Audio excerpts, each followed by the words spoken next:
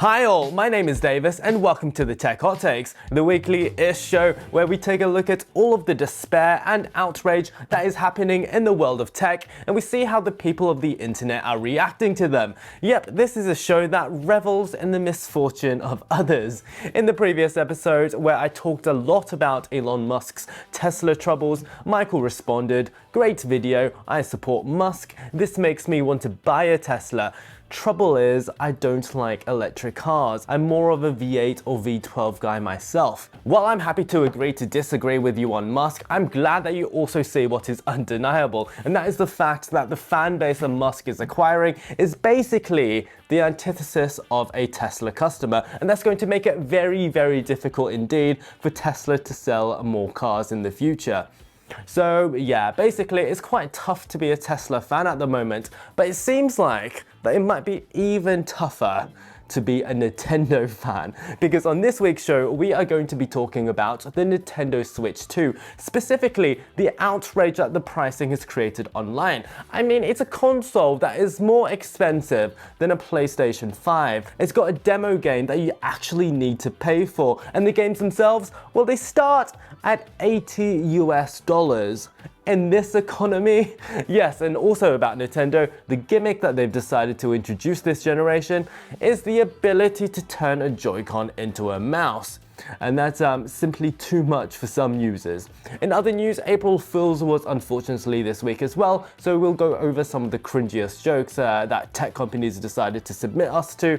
And finally, we will talk once again about the state of electric cars and another nail in Tesla's coffin. Remember that if you enjoy these videos and want to see more, be sure to support the channel by giving me a quick like, subscribe if you haven't done so yet, and if you've got any hot takes about any of the stories that we've got today, feel free to add them below and give me a good chuckle. Okay, so let's begin with Nintendo, because Nintendo Switch 2 prices are absolutely insane and people are not happy about it. So the Switch 2 Direct was this week and it was quite a packed event, as not only did we see the announcement of a Mario Kart Forza Horizon crossover, which is something that I never thought that I would see, but the new system itself seems to be a massive upgrade over the old one, with specs including a 1080p 120Hz display, 4K support, 256GB of storage, and even a new game chat button. Ooh, imagine being able to chat with your friends online like with the PSP Go from 2009. Anyway, so while it's good that the specs are now befitting of a device from 2025, that does come at a price, and that is the price of $450 US, or $500 if you want the Mario Kart bundle. Now, for a Nintendo console, that is a lot of money. In fact, that is actually more than a PlayStation 5 at the moment. Crazy Yeah says, imagine what the scalpers are going to try to charge for it, lol. Seeing that Nintendo are trying their best that they can to beat the scalpers, well, I fear that we might be looking at the first $1,000 Nintendo console. Break Barrier says $450 plus tax, plus new SD card, plus Switch Online, plus $80 games, plus new controllers, plus accessories, plus upgrades equals not happening. And that brings us nicely onto the next scandal, the price of games, because Nintendo might be racing towards the record for the console with the most expensive games. So traditionally, over the past 20 years or so, consumers have gotten used to the $60 US game, which is rather expensive but manageable. However, Nintendo games have always tended to be priced a little bit lower than the competition. However, with inflation and the rising cost of game development, over this generation at least, we've been seeing a trend towards $70 for a AAA title. Nintendo has, however, given the middle finger to everyone and has priced a new Switch 2 games at $80. Yep, $80. Voltar says, I hope that the Switch 2 is plagued by piracy right out of the gate. Nintendo deserves it. So I find that rather amusing, as that's the reason why the PSP failed so badly. While the console did sell rather well, nobody actually bought the games, as piracy was just so easy. Nutty Royale says, this is how the Nintendo Switch 2 menu will look because people can only afford one game. That is quite brilliant. But can I actually quickly just comment on the home screen design because it looks identical to the current Nintendo Switch. I was just hoping for a little bit more character this time round. FFan9391 says, the worst part is that it'll still be $80 7 years from now. Yeah, I have no idea how Nintendo does it, but their first party titles just never seem to depreciate. Ryan Paney says, a $100 GTA 6 is basically confirmed now, right? I guess so, but I might also share this rather embarrassing secret with you guys now, because I've never really played a GTA game before. I mean, I've tried some of the mobile ports. I played GTA 5, the tutorial for 5 minutes, but it's just not really a game series that really appeals to me. Someone please tell Rockstar to bring back Midnight Club, because now that was a proper franchise. And finally, now let's talk about the final pricing scandal, because the Nintendo Switch 2 tutorial game is going to cost money. So let's put this into perspective. You can either get a PlayStation 5 with Astrobot, which is a really good platformer at the moment, for $400 USD. But for a Nintendo Switch, you are going to pay $50 more. And they actually want you to pay extra for a game called Welcome Tour. It contains fun features such as tech demos, mini games, and other interactions. Ooh, other interactions, my favorite. Genki says, Nintendo making users pay for a Switch 2 system tour guide app, while PlayStation gives PS5 owners the amazing Astro's Playroom for free. Yeah, that's absolutely ridiculous. Although that's coming from someone who actually did buy one to Switch for $50 and really liked it. Saintly0004 says, charging for this is straight absurd. And Lamenti says, and we thought that being charged for one to Switch was absurd. Well, that is me called out then. What are your thoughts on this whole Nintendo pricing debacle? Is Nintendo right to charge an inflated price for their efforts? They are a public company after all. Or is this corporate greed depriving people of their childhoods and they have to play sad free-to-play mobile games instead? Let me know in the comments. But that is not the only piece of controversy that the new Nintendo Switch 2 is seeing, because as with every new Nintendo console, there has to be a little bit of a gimmick, doesn't there? Me personally, I love gimmicks because they are fun, and sometimes they actually work. On the DS, for example, we had two screens, one of which was a touchscreen, and that was pretty brilliant. On the 3DS, it was 3D, which was somewhat less brilliant, but it was fun to try out. On the Wii, there were motion controls, which was a win. The Wii U's gamepad, though, that was a bit of a flop, but was kind of fun to play with. The first Switch was a home console portable hybrid thing, which worked pretty well. And the Switch 2, would you like to guess what gimmick they had? Well, you can use the Joy-Cons as a mouse. I mean, they showed it off in this weird wheelchair game thing, which is fine, but a mouse? The Green Man 18 says, I think the biggest thing this could mean, gameplay-wise, is playing 4X games. Civ on Switch 2 would be way better with a mouse. But if we're talking portable consoles here, I'd say that an iPad is a way better experience for Civ than a Nintendo Switch, although the larger 8-inch screen might make things a little bit more bearable this time round. Celeb says, I'm kinda excited they're doing some sort of weird hardware gimmick lol. It's so boring how standardized controllers have become otherwise. I mean, could you imagine how boring gaming would be without Nintendo? I mean, we wouldn't have motion controls, we wouldn't have touchscreens probably. I mean, like, the Steam Deck probably wouldn't exist if not for the Nintendo Switch. And Full Heart Art says, I really hope that they, or a third party, come out with an attachment quickly to make better ergonomics, because using that thing as a mouse long term seems to be really uncomfortable and painful. I mean, I'm a person who's been using a Magic Mouse very comfortably for over 10 years now, despite having access to just about every Logitech MX or Lift mouse ever made. So I don't think that I've got the right to comment on that one. So now let's talk about the worst day of the year.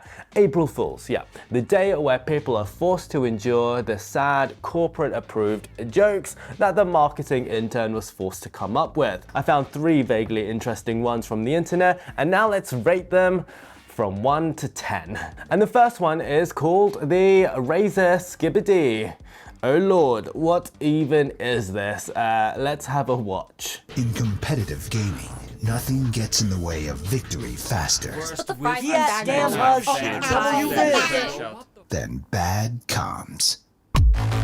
Level up your lingo with the Razer Skibbity, the world's first AI-powered brain rot translator headset. Auto-translate Gen Z voice chats in real time with a push of a button. What the Sigma? We're getting mobbed. What does that mean? Your team needs support. Sounds good. Got it. Seamlessly translate in-game chats. Transform your normal speech into brain rot on the fly. We're losing top. Going back to base. Top is cooked. I'm on my way, chat. Turn from boomer to okay boomer with brain rot translations for your favorite apps. Skibbity? Alright, that's enough. This is literally the worst thing that I have ever seen. This is like boomer cringe humor trying to make fun of what is already pretty dated Gen Z terms. I give this a 1 out of 10. And it turns out that I am actually alone because I trolled the entire comment section and I couldn't find a single negative comment. For example, Aflux says, Razer makes the best April Fool's vids. And Mystic God Gaming says, Razer be cooking the Razer out of Skibbity with this one. I'm convinced that it's not even Gen Z who are commenting here, rather sad millennials trying to look relevant. Anyway, next up is one of the best April Fool's jokes, and it comes from FlightRadar, which is an app where you can follow various planes on their flight trajectories, and you can see what sort of plane it is and where it's going. Well, this year they decided to make it appear as though the supersonic Concorde aircraft had returned to the skies. When I first saw this, I thought that maybe it was simply being transported somehow, and they thought that it would be cute to add it to the app. But no, apparently it was a proper April Fool's joke. Memco says, expected arrival time 9/11. Yeah, as you can see, I couldn't find any other entertaining comments, unfortunately. And finally, let's take a look at what Dbrand has come up with. And yep, they've decided to make something that is simply the height of fine humor, and that is a touch grass sticker they can put on your phone or MacBook. Because yes, telling someone to touch grass is a joke that we still find absolutely hilarious in 2025, right? Well, this is coming from the same company who tweeted this. So this gets a 3 out of 10 from me. But the unfathomable thing is not just Dbrand's non-existent sense of humor, but the fact that it seems to be that I'm very much in the minority here, because everyone seems to love this touch grass joke for some reason. Ian Shepherd says 10 out of 10, already ordered. And Josie says, please actually sell this. I unironically want this so bad. Well, like with all Dbrand April Fool's jokes, unfortunately, you can buy it and touch some grass on your MacBook. So, great for you. And finally, let's get an update on the Tesla situation. So as we've covered previously, Tesla's sales are reeling from Elon Musk's controversial actions in Parliament, like taking an axe to US aid, one of the US's most efficient ways of presenting soft power to far-reaching places across the globe. Also cutting down the size of various government departments to reduce spending, and also declaring war on DEI, which, to be fair, I'm not completely against. But as we saw in our previous video, there is a reason why most companies stay out of politics, and that's because of the backlash that Tesla is seeing. Over 90% of Germans will no longer even consider buying a Tesla, and it turns out this week that also 67% of Americans feel the same way. But one company that's actually celebrating the downfall of Tesla is the very niche and on very financially shaky terms electric car brand Lucid. And they're actually having a very good month for once, as not only will they not be affected by Trump's new tariffs, but the sales have actually risen significantly. And over half of those new sales were from Tesla owners, because the best thing for the environment is to obviously ditch your massive Tesla SUV for an even larger electric SUV. And because of this, Lucid is now on track to sell well over 10,000 cars a year, which is almost as many as Maserati.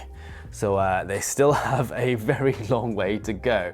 Vampire Gaming says, glad I bought 6 shares. And Belfry22 says, if only Lucids weren't so expensive. Very nice cars, but out of the budget for most people. Well, if you want to save on an electric car, may I suggest you get a Lotus, because the only cars selling worse than Lucids right now are probably the new electric Lotuses, which have had price drops of up to $50,000 in Australia, which is around 30,000 American, and £10,000 in the UK. I'm sure that nobody is still going to buy them, because who the hell wants a 3-ton Chinese Lotus? Surely not me. And that brings us to the end of this video. If you liked it and want to see more from my channel, be sure to like the video and subscribe if you haven't done so yet. If you have any thoughts or feelings about any of the stories, from Nintendo to April Fool's jokes to Tesla, be sure to share them in the comment section below. And until next time, I hope that you are having an amazing day, and toodaloo!